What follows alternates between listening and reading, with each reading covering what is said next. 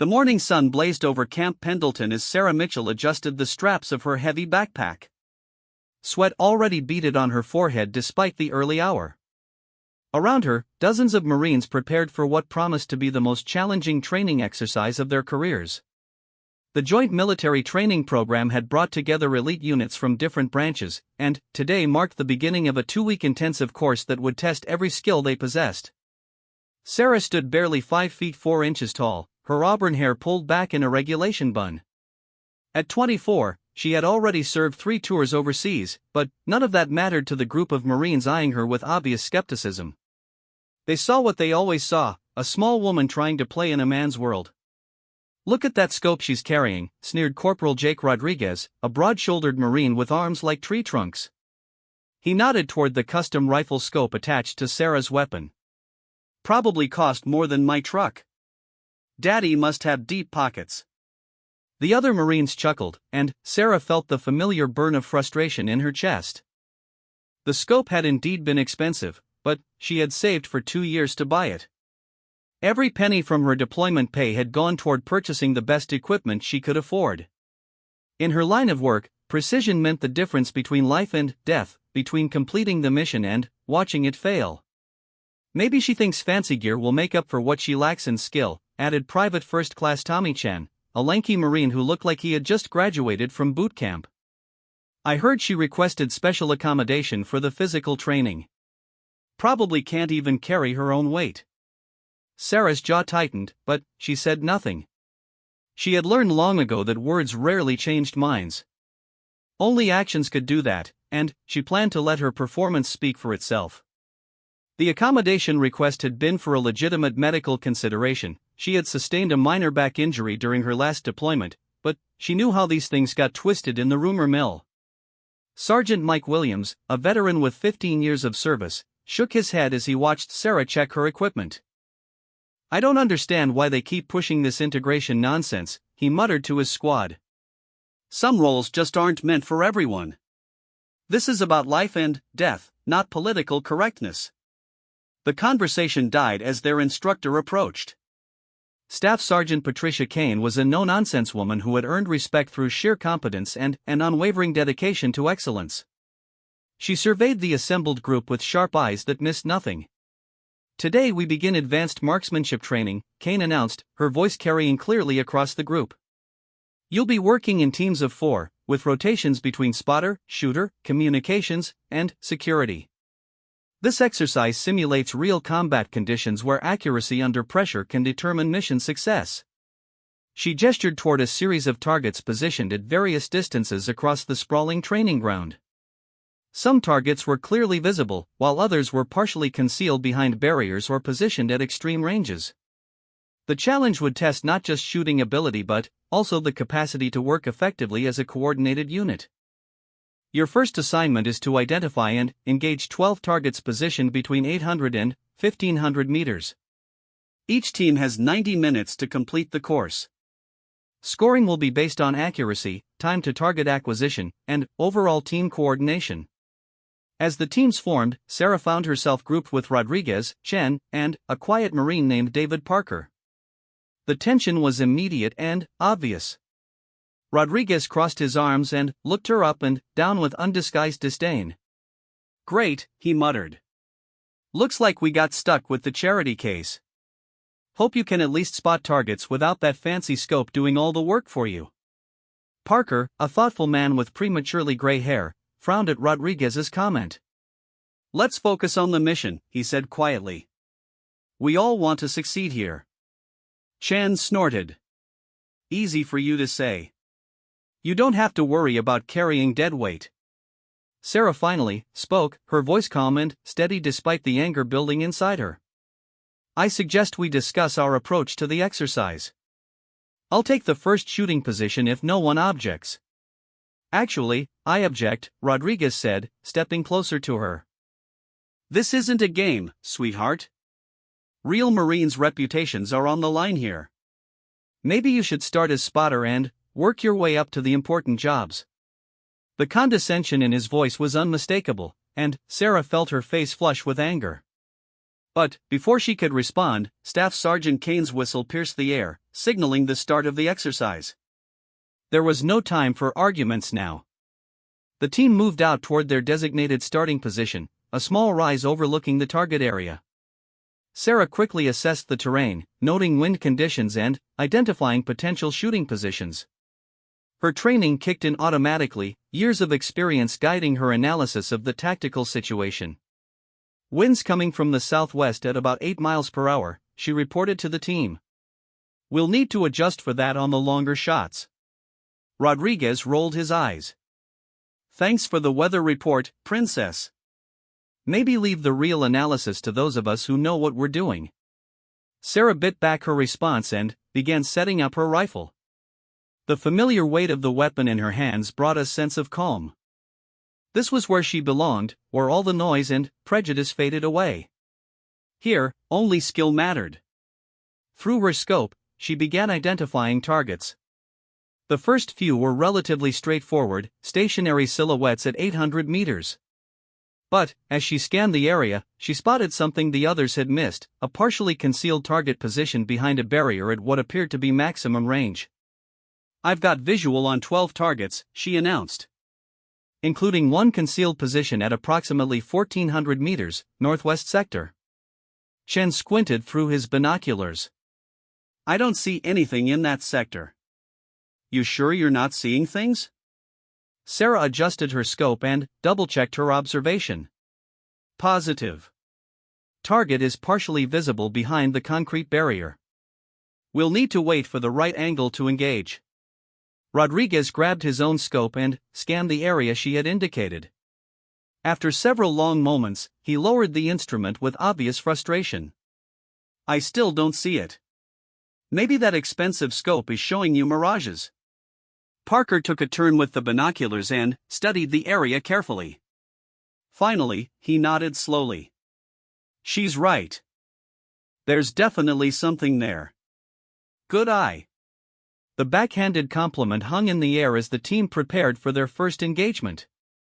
Sarah lined up on the closest target and controlled her breathing, feeling her heart rate slow as she entered the zone of absolute focus that had kept her alive through 3 combat deployments. The rifle bucked against her shoulder, and, through the scope, she watched the target drop. Clean hit, center mass. She smoothly transitioned to the second target, then the third, each shot finding its mark with mechanical precision. Damn, Chen whispered, his earlier skepticism temporarily forgotten. Where did you learn to shoot like that? Sarah didn't answer, already focused on the fourth target. She was in her element now, the familiar rhythm of combat breathing and trigger control taking over.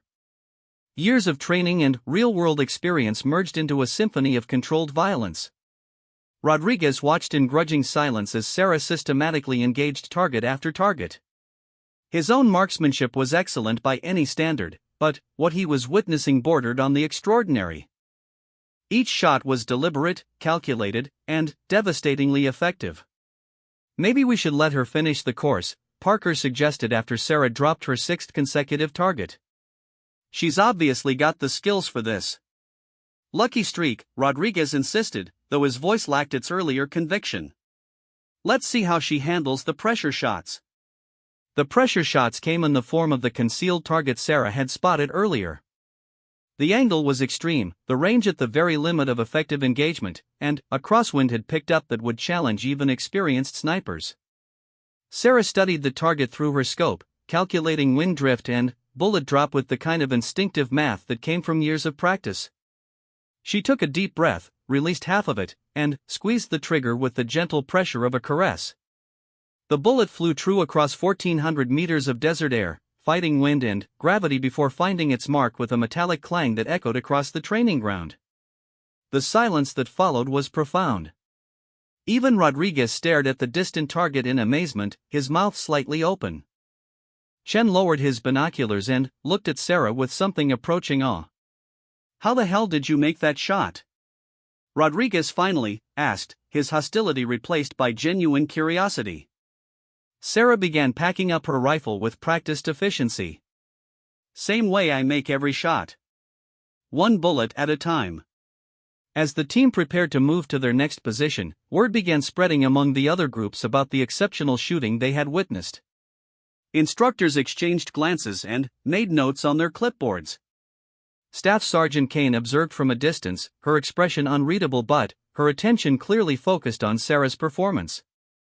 The remainder of the exercise passed in a blur of successful engagements. Sarah's team finished with a perfect score, something that had never been achieved in the program's 3-year history.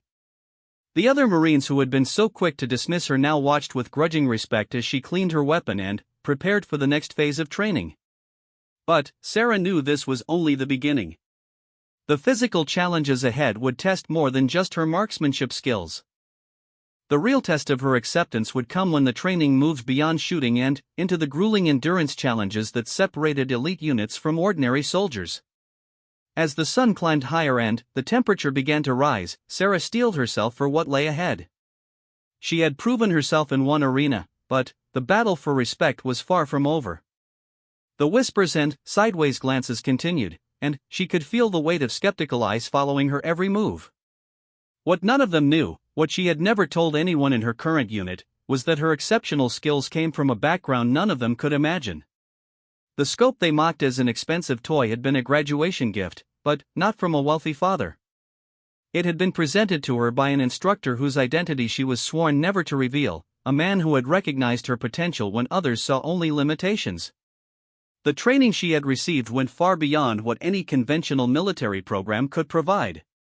She had been shaped by experiences that would challenge everything these Marines thought they knew about combat, about dedication, and about the true meaning of service above self. But those secrets would remain hidden for now. Sarah had learned the value of patience, of letting others reveal their assumptions before showing her hand. The Marines around her saw what they expected to see, a small woman with expensive equipment trying to prove herself in their world. They had no idea they were in the presence of someone whose skills had been forged in the most exclusive and demanding military program in existence. They couldn't know that the scope they ridiculed had been earned through trials that would break most of the men questioning her worthiness.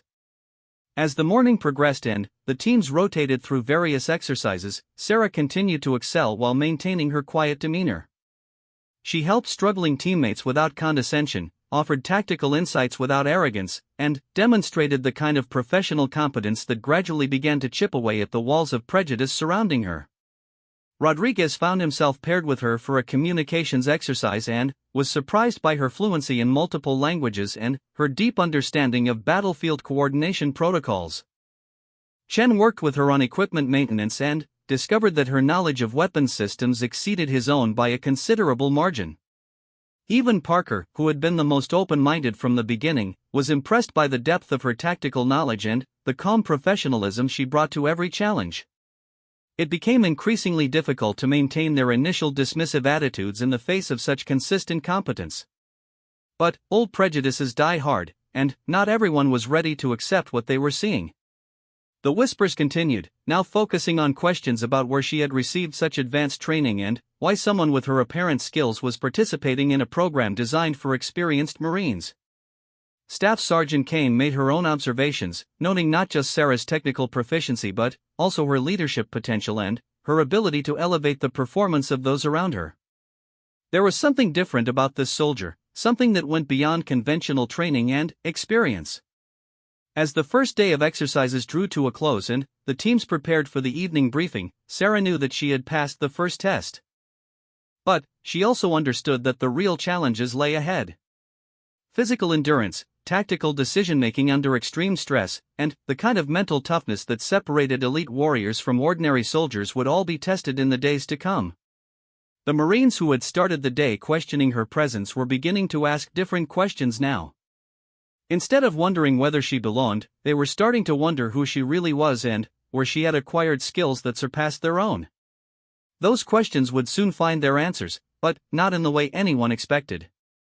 Hidden among the training staff was someone who recognized not just Sarah's abilities but also her true identity. Someone who understood exactly what kind of training had produced such exceptional skills and who knew that her presence in this program was no accident. The stage was set for revelations that would challenge everything the Marines thought they knew about their fellow soldier.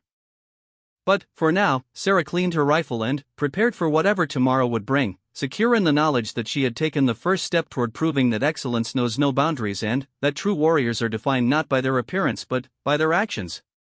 The second day of training dawned gray and humid, with thick clouds promising afternoon thunderstorms. Sarah woke before her alarm, a habit ingrained through years of military discipline. Around her in the barracks, other participants stirred restlessly, the previous day's events still weighing on everyone's minds. The morning briefing revealed the day's challenge, a 15-mile forced march followed by tactical exercises designed to test decision-making under extreme fatigue. Each participant would carry a 60-pound pack along with their weapon and ammunition. The route would take them through desert terrain, rocky hills, and, finally, through a series of obstacles designed to simulate urban combat conditions. Captain James Morrison, the exercise commander, addressed the assembled group with the kind of stern professionalism that brooked no argument. A 20-year veteran with multiple combat deployments, Morrison had seen every type of soldier and had little patience for those who couldn't meet the demanding standards of elite military service. "Today we separate those who belong here from those who don't," Morrison announced, his voice carrying clearly across the formation. "This march isn't just about physical endurance. It's about mental toughness, the ability to maintain tactical awareness when your body wants to quit, and the character to support your teammates when the mission gets difficult." He paused, his gaze sweeping across the group and lingering momentarily on Sarah. "Some of you exceeded expectations yesterday. Today we'll see if that performance was skill or luck. Remember, in real combat situations, there are no second chances and no participation trophies. Either you can do the job or you can't." As the group prepared to move out, Sarah noticed the continued scrutiny from her fellow Marines. The previous day's shooting performance had earned her a grudging respect, but she could feel the skepticism still simmering beneath the surface. Many of them seemed convinced that marksmanship was her only strength, that the physical demands ahead would expose her as a liability. Rodriguez adjusted his pack straps and shot her a challenging look. "Hope you saved some energy for the real work," he said. "Shooting targets from a comfortable position is one thing. Let's see how you handle a little suffering." Tommy Chen nodded in agreement. "My money says she'll be asking for help with her pack before we hit the 5-mile mark. That fancy scope won't be much help when her legs start giving out." Sarah said nothing, focusing instead on checking her equipment one final time. Her pack was meticulously organized, every item in its designated place. The weight distribution was perfect, a skill she had mastered through countless missions where proper load management meant the difference between success and failure. The march began at a steady pace through relatively flat terrain, but Sarah knew from studying the route that the real challenges lay ahead. The first 5 miles would be deceptively easy, designed to lull participants into a false sense of confidence before the route turned brutal. As predicted, the initial portion passed without incident. The group maintained good formation, and conversation was still possible despite the growing heat. Sarah kept pace easily, her breathing controlled and her stride efficient. Years of training had taught her how to conserve energy for the battles ahead.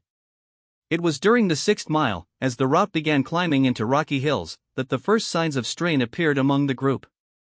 The combination of weight, heat, and elevation began taking its toll. Several Marines began falling behind, their breathing becoming labored and their formation beginning to deteriorate. Sarah noticed Corporal Martinez, a normally strong performer, beginning to struggle with his pack. His face was flushed red, and sweat poured down his face despite his obvious efforts to maintain pace. Without being asked, she moved closer to him. "You okay, Martinez?" she asked quietly, not wanting to embarrass him by calling attention to his difficulties. He nodded curtly, pride preventing him from admitting weakness, but Sarah could see the strain in his eyes. She knew from experience that pride could be deadly in situations like this, that sometimes accepting help was the difference between completing the mission and becoming a casualty. "Here," she said, reaching into her pack and pulling out an electrolyte supplement. "This helps with the heat. Take it." Martinez looked at her suspiciously. "I don't need your help," he said through gritted teeth. "It's not help," Sarah replied calmly. "It's tactical thinking. If you collapse, someone else has to carry your gear, which makes the whole team weaker. Take the supplement. Her logic was unassailable, and Martinez reluctantly accepted the packet. Within 20 minutes, his color improved and his pace steadied. He shot her a grateful look but said nothing, unwilling to publicly acknowledge that assistance from someone he had been dismissing might have saved his march. The incident didn't go unnoticed. Other Marines began paying closer attention to Sarah's behavior, noting how she seemed to anticipate problems before they became serious and how she offered solutions without grandstanding or seeking recognition. Mile 10 brought the real test, a steep ascent up a rocky slope that would challenge even the fittest participants. The temperature had climbed into the 90s, and the weight of their packs seemed to double with every step. This was where the march would claim its casualties, where months of physical training would be tested against the brutal reality of sustained effort under extreme conditions. Rodriguez, despite his earlier bravado, began showing signs of distress. His breathing became ragged, and his normal cocky demeanor disappeared as he focused all his energy on simply putting one foot in front of the other. The pack that had seemed manageable in the morning now felt like it was filled with concrete. Sarah watched him struggle and made a tactical decision. Moving up beside him, she began talking in a calm, steady voice about topics unrelated to the march, sports, movies, anything to take his mind off the immediate misery. "You know," she said conversationally, "I heard they're making a sequel to that action movie that came out last year. The one with all the explosions." Rodriguez looked at her like she was insane. "Are you seriously talking about movies right now?" he gasped. "Just making conversation," Sarah replied, her own breathing still controlled despite the grueling pace. "Sometimes it helps to think about other things. What did you think of the original?" Despite himself, Rodriguez found his mind engaging with the topic. As they talked, the brutal climb seemed slightly more manageable. He didn't realize it, but Sarah was employing a technique she had learned during her most challenging training, the power of mental distraction to overcome physical limitations.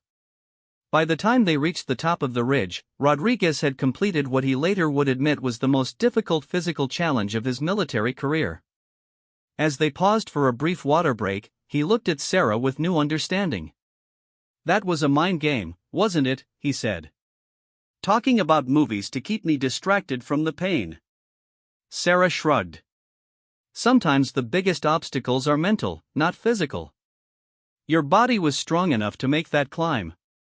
It was your mind that needed convincing." The revelation hit Rodriguez like a physical blow. This woman he had been dismissing as weak and unsuitable had not only completed the brutal ascent with apparent ease but had also demonstrated the kind of tactical psychology that separated good leaders from great ones.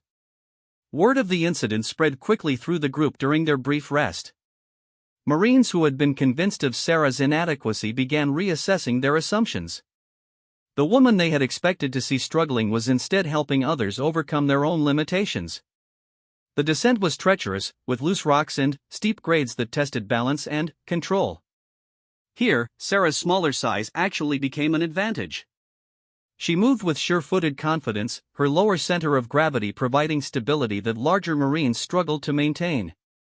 When Private Johnson lost his footing and began sliding toward a dangerous drop-off, Sarah reacted instantly. Dropping her pack, she braced herself and caught his arm, using her body weight and positioning to arrest his fall. The save was executed with the kind of split-second decision-making that spoke to extensive training and real combat experience. "Where the hell did you learn to move like that?" Johnson asked as she helped him regain his footing. "Practice," Sarah replied simply, but several of the more observant Marines noticed that her movement patterns and reaction times suggested training far beyond what they had received in conventional military schools. The final 5 miles included the tactical exercises Captain Morrison had promised. The group was divided into teams and tasked with navigating a series of scenarios designed to test their ability to think clearly despite physical and mental exhaustion. Sarah found herself leading a team that included Rodriguez, Chen, and 2 other Marines through a simulated hostage rescue scenario. The exercise required them to clear multiple rooms, neutralize threats, and evacuate civilians while maintaining tactical discipline and communication. Despite her fatigue, Sarah's performance was flawless. She moved through the scenario with the fluid efficiency of someone who had done this type of work many times before. Her commands were clear and precise, her tactical decisions sound, and her ability to coordinate team movement exceptional. Rodriguez, watching her work, began to understand that he was witnessing something extraordinary. This wasn't just good training or natural ability. Sarah was demonstrating the kind of professional competence that came from extensive real-world experience in high-stakes situations. "Contact left," Sarah called out as they entered the final room of the scenario.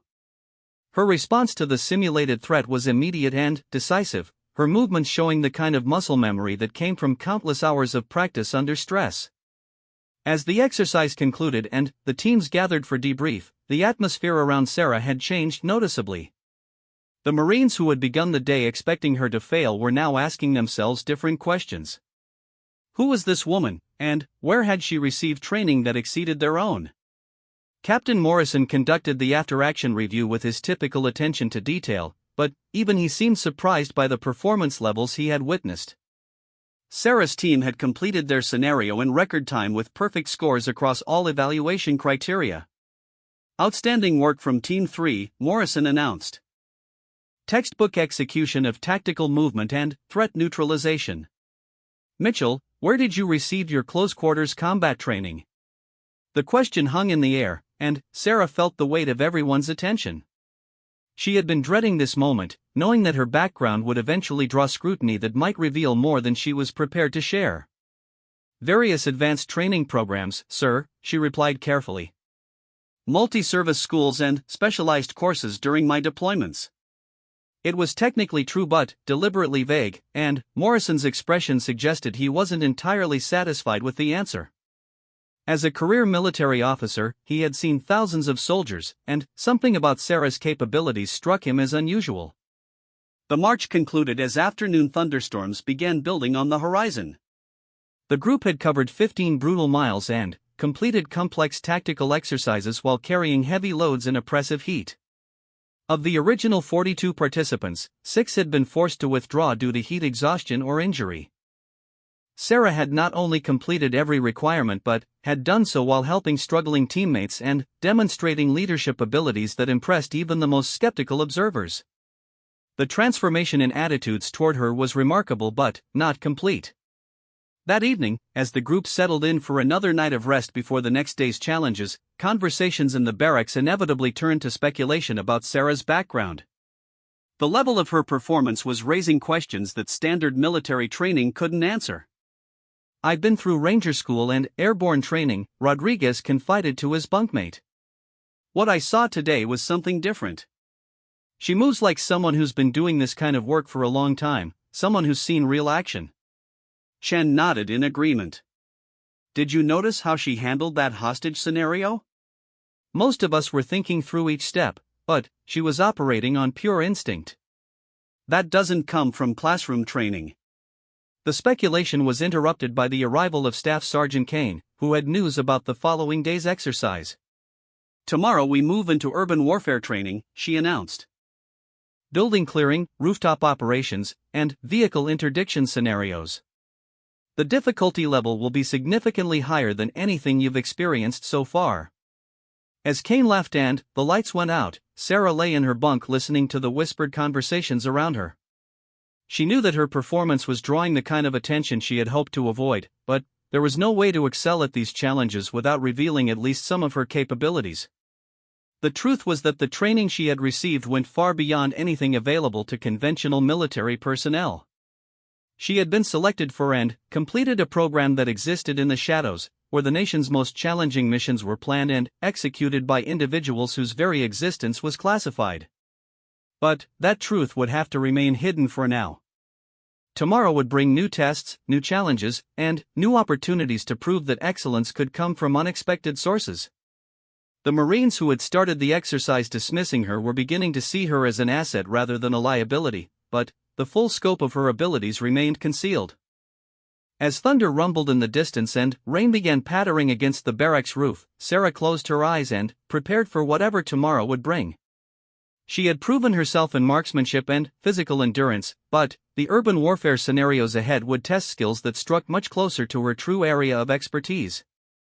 The stage was set for the next phase of her gradual revelation, but even Sarah couldn't have predicted how dramatically the situation would change when a certain Navy SEAL commander arrived to observe the training exercises. Someone who would recognize not just her skills but also the specific techniques and capabilities that marked her as a graduate of the most exclusive military program in existence. Dawn of the third day brought an unexpected change to the training schedule. As the Marines assembled for morning briefing, they noticed additional personnel had arrived overnight, observers from other military units who had come to evaluate the joint training program's effectiveness. Among them stood a figure who commanded immediate respect, Commander Robert Stone Mitchell, a Navy SEAL with 22 years of service and a reputation that preceded him into any room he entered. Tall and lean, with graying hair and eyes that seemed to miss nothing, Mitchell carried himself with the quiet confidence of someone who had faced the worst humanity could offer and emerged victorious. What none of the Marines knew was that Commander Mitchell's presence was not coincidental. He had received specific intelligence about one of the participants, intelligence that had prompted him to personally observe the training exercises. As his eyes swept across the assembled group, they lingered momentarily on Sarah before moving on without any sign of recognition. Captain Morrison stepped forward to address the group. Today's exercise will be conducted under observation by representatives from various special operations units. Consider this an opportunity to demonstrate the effectiveness of our joint training protocols. The scenarios will be more complex and challenging than previous days. He gestured toward the urban warfare training facility, an impressive mock city complete with multi-story buildings, narrow alleys, and realistic urban obstacles. You'll be conducting coordinated operations involving building clearance, hostage rescue, and high-value target elimination. Teams will rotate through different scenarios, with performance evaluated on tactical proficiency, adaptability, and leadership under pressure. Sarah felt a familiar surge of anticipation. Urban warfare was where her most specialized training truly shone. The close-quarters combat, split-second decision-making, and complex tactical considerations were areas where she had received instruction from the very best in the world. As teams were assigned to their initial scenarios, Sarah found herself grouped with Rodriguez, Chen, Parker, and two new faces, Sergeant Lisa Torres and Corporal Kevin O'Brien, both experienced Marines who had heard about her performance in previous exercises. Torres, a combat veteran with multiple deployments, studied Sarah with curious eyes. "So you're the one everyone's been talking about. Heard you made some impressive shots on day one and kept the team together during yesterday's march." "Just doing my job," Sarah replied, but O'Brien shook his head. "From what I heard, you did a lot more than that. Looking forward to seeing what you can do in the buildings." Their first scenario involved clearing a 3-story structure believed to house enemy combatants and civilian hostages. The exercise would test their ability to move vertically through the building while maintaining security, identifying threats, and protecting non-combatants. Sarah studied the building's exterior, her trained eye automatically identifying potential entry points, escape routes, and defensive positions. Years of real-world experience in similar environments had taught her to read buildings like other people read books. "I recommend we split into 2 elements," she suggested to the team. "One team takes the ground floor and works up, the other team starts from the roof and works down. We meet in the middle and have the building cleared from both directions simultaneously." Rodriguez nodded slowly. "That's more aggressive than the standard approach, but it could work. Problem is, we only have 6 people. Splitting up makes each element pretty small." "Small teams move faster and quieter," Sarah pointed out. "In a real hostage situation, speed often matters more than numbers. The longer we take to clear the building, the more time the bad guys have to hurt innocent people." Torres was impressed by the tactical thinking. "She's right. I've done this type of operation downrange, and time is always your enemy. What's the coordination plan?" Sarah quickly outlined a communication protocol that would allow the 2 teams to maintain contact and coordinate their movements. Her plan was sophisticated, showing deep understanding of urban warfare tactics that went beyond standard military training. "Damn," O'Brien muttered. "Where did you learn tactical coordination like that? That's some high-speed stuff." "Experience," Sarah replied simply, but the vague answer only intensified the curiosity of her teammates. As they prepared to execute the scenario, Sarah noticed Commander Mitchell positioning himself where he could observe their team's performance. Something about his intense focus made her slightly uncomfortable, though she couldn't identify exactly why. The exercise began with Sarah leading the rooftop team, consisting of herself, Torres, and Parker. They rappelled down from a helicopter onto the building's roof, a maneuver that required precise timing and coordination. Sarah's execution was flawless, demonstrating the kind of technical proficiency that spoke to extensive training in advanced insertion techniques. "Jesus," Torres whispered as they prepared to enter the building. "You move like you've done this 100 times before." Sarah said nothing, focusing instead on the tactical situation. Through the skylight, she could see into the building's top floor. Her trained eye immediately identified potential threats and noted the location of what appeared to be civilian hostages.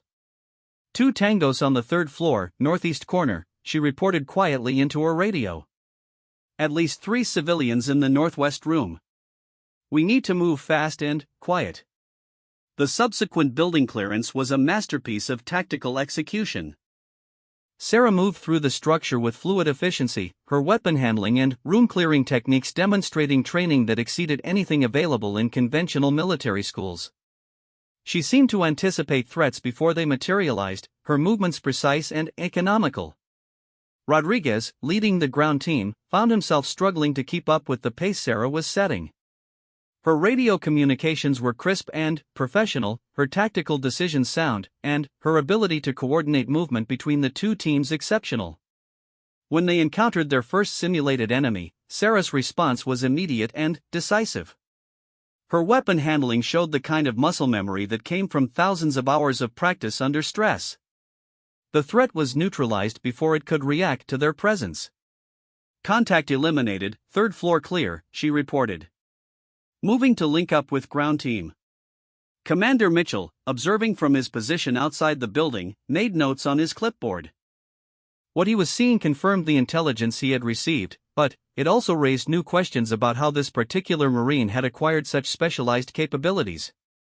The scenario concluded with all hostages rescued and all threats neutralized, achieved in record time with textbook precision. As the teams gathered for debrief, the other participants looked at Sarah with a mixture of respect and bewilderment. "That was unlike anything I've seen in 15 years of military service," Parker admitted. "The way you moved through that building, the tactical decisions you made, that's not standard infantry training." Chen nodded in agreement. "I've been through advanced urban warfare schools, and what you just demonstrated was next-level stuff. Where exactly did you serve that gave you that kind of experience?" Sarah felt the weight of their questions and the intensity of Commander Mitchell's observation. She had known that demonstrating her full capabilities would eventually draw scrutiny, but she hadn't expected it to happen so quickly or so obviously. "I've had opportunities to train with some specialized units during my deployments," she said carefully. "Different branches share expertise when the mission requires it." It was true but deliberately vague, and everyone could sense there was more to the story.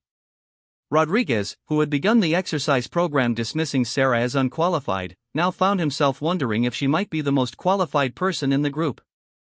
The second scenario was even more challenging, a hostage rescue in a multi-building complex with multiple entry points and potential escape routes. The exercise was designed to test adaptability when plans went wrong, a common occurrence in real-world operations. Sarah found herself in overall command of a 12-person team, a role that would test her leadership abilities under pressure. The responsibility was significant, as the scenario included multiple variables and potential complications that could derail the mission if not properly managed. "Our intelligence suggests the hostages are being held in Building 3, she briefed the team. "But we need to be prepared for the possibility that information is wrong. We'll establish overwatch positions here and here," she pointed to strategic locations on